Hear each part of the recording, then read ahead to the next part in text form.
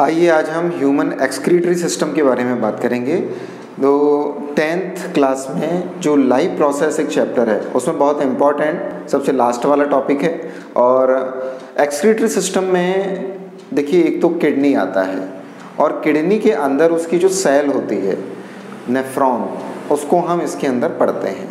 ठीक है, किडनी क्या है? एक ऑर्गन है और ये ऑर्गन बहुत से टिश्यूज से बना हुआ होगा और बहुत सी सेल से बना हुआ होगा। ठीक है, तो जो इनकी सेल होती हैं उन्हें हम नेफ्रॉन कहते हैं, जिसका कि हम आगे अध्ययन करेंगे, आगे हम उसका फिगर देखेंगे। अभी हम एक्सक्रीटरी सिस्टम को देखते हैं कि हमारे अंदर एक पेयर का मतलब क्या होगा? 2 किडनी होंगी। ये किडनी हमने सेम की सब्जी खाई होगी, बीन्स की। उस बीन्स के अंदर जो बीज होते हैं उन बीज की शेप में होती है और लगभग 10 to 15 सेंटीमीटर जो होती है इनकी लेंथ हम देख सकते हैं। और इनकी विड्थ जो हम देखें आपको तो ये 2.5 to 3 सेंटीमीटर इनकी विड्थ होती है। इनके अंदर जो होते हैं इसके 2 पार्ट होते हैं, एक तो मेडुला होता है और एक कॉर्टेक्स। ठीक है, कॉर्टेक्स वाला पार्ट जो बाहर की तरफ वाला पार्ट होता है उसे कॉर्टेक्स कहते हैं और अंदर की पार्ट वाला जो भाग होता है उसे हम मेडुला कहते हैं। इतना समझ लेना ज़रूरी है।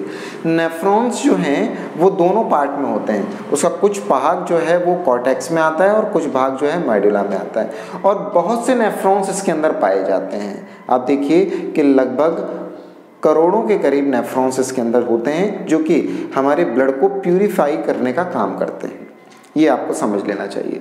ठीक है, अच्छा अगर हम इस फिगर को देखें तो देखिए बीच में ये 2 बड़ी बड़ी नली सी दिखाई दे रही हैं आपको, हैं जो इनको हम, ये वाली जो बीच में जो नलियां दिखाई दे रही हैं इसको हम देखते हैं तो ये जो नलियां हैं इसमें एक इन्फीरियर वेना कावा है। हार्ट का हमने स्ट्रक्चर पढ़ा था, उसमें एक वेना कावा नाम से कुछ आया था। ये वेना कावा क्या होती है?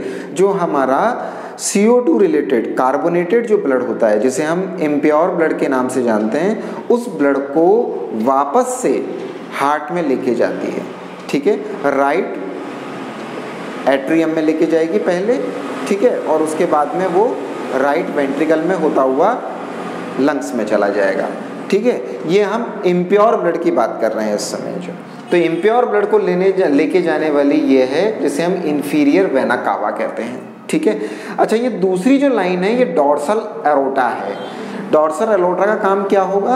एरोटा का काम हमने देखा था, ये प्योर ब्लड को लेके आ रही थी लेफ्ट वेंट्रिकल से। ठीक है, तो लेफ्ट वेंट्रिकल से जो एरोटास निकलती हैं उनमें से एक एरोटा जो है ये डॉर्सल पार्ट में जब आती है तो ये किडनी की तरफ आती है और यहाँ पे प्योर ब्लड को सर्कुलेट करती है। ठीक है, तो प्योर ब्लड इसके थ्रू किडनी के अंदर आएगा और किडनी का जो इम्प्योर ब्लड है, अब यहाँ प्योर और इम्प्योर ब्लड किसके सेंस में बात हो रही है? गैसीय एक्सचेंज की। जो गैसियस एक्सचेंज हो रहा है, कार्बन डाइऑक्साइड और CO2 का जो एक्सचेंज हो रहा है उससे रिलेटेड यहाँ बात हो रही है। यहाँ पर किडनी क्या काम करेगी और उससे कौन सा इम्प्योर और प्योर ब्लड होगा उसकी बात नहीं हो रही है यहाँ पे, जो आपको ये ध्यान रखना जरूरी है। तो डॉर्सल एरोटा प्योर ब्लड को लेके आ रही है और इंफीरियर वेना कावा जो इम्प्योर ब्लड है उसको लेके जा रही है। मतलब यहाँ से CO2 वाला ब्लड जा रहा है और यहाँ से O2 वाला ब्लड आ रहा है। यहाँ तक आपको समझ में आ गया होगा। अब ये जो 2 किडनी हैं, किडनीज जो हैं, इनमें एक किडनी के अंदर हमने ये फिगर बना के रखा है अंदर और इसके ऊपर ये कुछ है, तो ये एड्रिनल ग्लैंड है। कंट्रोल और कोऑर्डिनेशन हमारा एक चैप्टर है जिसके अंदर हम ग्लैंड्स को पढ़ेंगे। उसके अंदर एड्रिनल ग्लैंड का एक पेयर जो होता है ये किडनी के ऊपर होता है। ठीक है, तो हम यहाँ पे पढ़ेंगे ये एड्रिनल ग्लैंड है और इसके नीचे आप देखिए अंदर की तरफ ये जो पूरा पार्ट है जिसे हम बाहर वाले पार्ट को कॉर्टेक्स और अंदर वाले पार्ट को मेडुला कह रहे हैं, और इसके अंदर ये जो है ये नेफ्रॉन्स बने हुए हैं। ये नेफ्रॉन्स जो हैं ये किडनी की सेल्स होती हैं, आपको ये भी जानना ज़रूरी है। अच्छा, इसमें एक भाग जो होता है अंदर की तरफ एक खांच रहती है, जैसे सेम के बीज में रहती है अंदर की तरफ एक खांच सी रहती है, इसी तरह से इसमें भी एक अंदर की तरफ एक रहती है जिसे हम हाइलम कहते हैं। दोनों में ये हाइलम होता है और हाइलम के बिल्कुल पीछे पेल्विस होता है। हाइलम के बिल्कुल पीछे पेल्विस होता है। हाइलम को हम समझ सकते हैं, मैंने रॉड इस पे ऊपर रेड सर्कल बना दिया है ना। इस हाइलम से ये मतलब हाइलम से जो ये निकल रही है, देखिए यूरेटर्स निकल रही हैं, हाइलम से ही ये यूरेटर्स निकलती हैं। ये वाला जो पार्ट है ये यूरेटर है, ये वाले ये 2 यूरेटर हैं, ये इसमें से निकल रही हैं। एक पेयर यूरेटर का है और ये यूरिनरी ब्लडर के अंदर जा रही है, मतलब इसके अंदर जो है वो यूरिन जो है यहाँ से ब्लड प्यूरिफाई हो गया, यूरिन जो है आ रहा है और ये जो यूरिनरी ब्लडर है यहाँ पर ये स्टोर हो रहा है। ये एक थैले सैक जैसा होता है जहाँ पे ये जो यूरिन है वो स्टोर होता है, ठीक है। अच्छा, एक चीज़ और हम देखते हैं, यहाँ पे एक रीनल आर्टरी है और रीनल वेन है।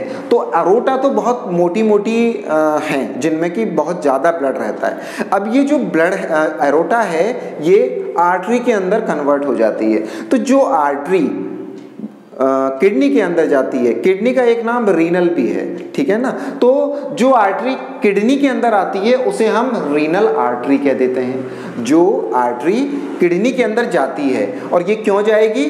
प्योर ब्लड को नेफ्रॉन तक पहुंचाने के लिए। नेफ्रॉन की सेल्स भी तो, उनको भी तो ऑक्सीजन चाहिए काम करने के लिए।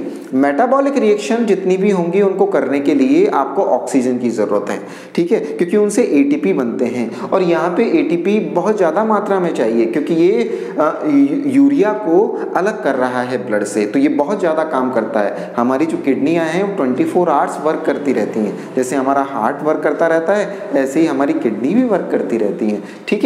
तो आपको ये समझ लेना बहुत जरूरी है यहाँ पे कि डॉर्सल एरोटा जो है फिर रीनल आर्टरी के अंदर कन्वर्ट हो जाती है और ये रीनल आर्टरी जो है ये प्योर ब्लड को सप्लाई करती है किडनी के अंदर।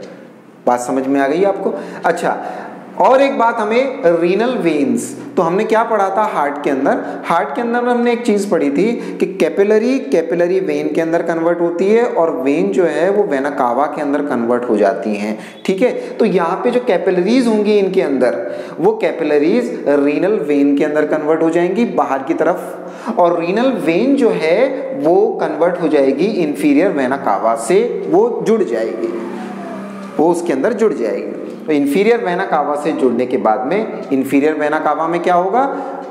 इम्प्योर ब्लड होगा, कार्बोनेटेड ब्लड होगा और ये कार्बोनेटेड ब्लड दोबारा से हार्ट के अंदर चला जाएगा। तो यहाँ पे हमने रीनल आर्टरी और रीनल वेन बना रखी है, ये किडनी है, ठीक है। और ये यूरेथ्रा है, यूरेथ्रा जिससे कि क्या है, ये यूरिनरी ब्लडर में जो यूरिन है वो यहाँ पे कलेक्ट हो जाता है, और कलेक्ट जब इतनी ज़्यादा मात्रा में हो जाता है कि ये भर जाता है तो हमें ऐसा लगने लगता है कि अब हमें यूरिनेशन हो जाना चाहिए, हमें बाथरूम जाना चाहिए।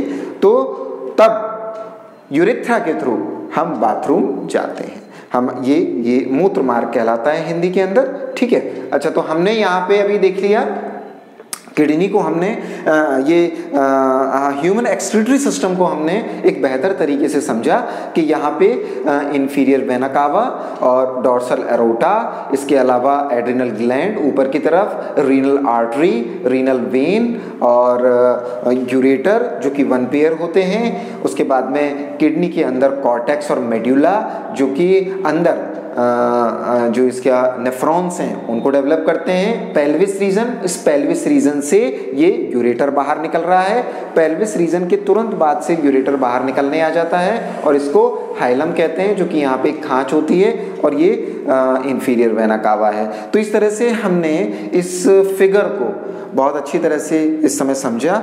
हम इसकी कार्य प्रणाली जो है, वर्किंग जो इसका एक्सपीरियंस है, उसको हम आगे के चैप्टर में पढ़ेंगे। ये ह्यूमन एक्सक्रीटरी सिस्टम था, वो आप अच्छी तरह से आप